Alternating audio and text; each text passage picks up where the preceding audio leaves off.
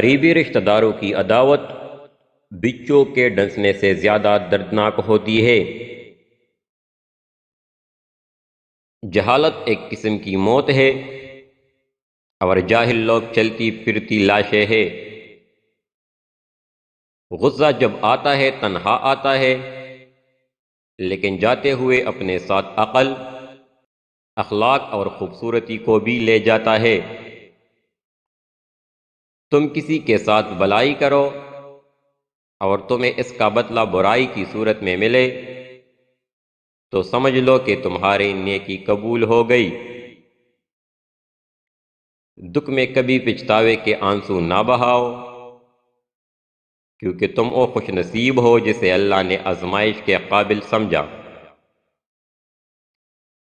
جس شخص کے دشمن نہ ہو اور سب دوست ہو، اس جیسا منافق کوئی نہیں، کیونکہ دشمن اس کے ہوتے ہیں جو حق کی بات کہتا ہے۔ برے انسان کی صحبت سے پرہیز کرو، کیونکہ وہ تلوار کی طرح ہے، دیکھنے میں خوبصورت اور اثر میں خطرناک ہے۔ آنسو کا ہر قطرہ دنیا کی ہر چیز سے زیادہ مہنگا ہے، لیکن کوئی اس کی قیمت اس وقت تک نہیں جان سکتا جب تک وہ اس کی اپنی آنکھ سے نہ نکلے۔ جب رزق میں کمی واقع ہونے لگے تو کثرت سے اللہ سے استغفار کیا کرو۔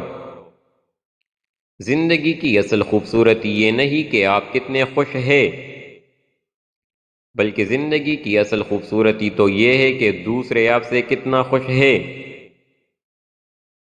دنیا کو خریدنا بے وقوف لوگوں کی تجارت ہے۔ اپنی خوشی کے لیے کسی دوسرے کی خوشی خاک میں مت ملاؤ، تمہاری وہ خوشی بیکار ہے جس کے پیچھے کسی کی آنسو ہو۔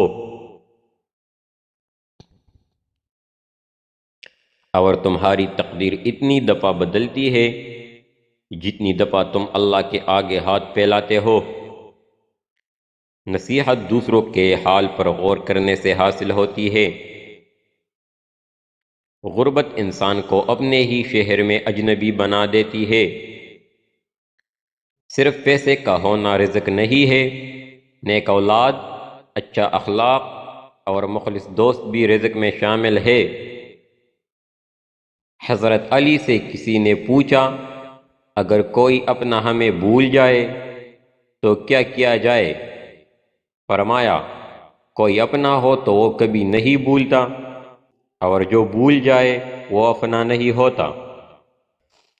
تنگ دستی میں سخاوت کرنا، غصے میں سچ بولنا اور طاقت کے ہوتے ہوئے معاف کرنا افضل ترین نیکیوں میں سے ہے۔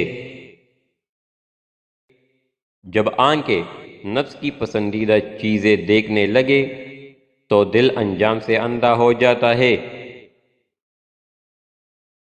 معافی جس قدر شریف کی اصلاح کرتی ہے اتنا ہی کمینے کو بگاڑ دیتی ہے۔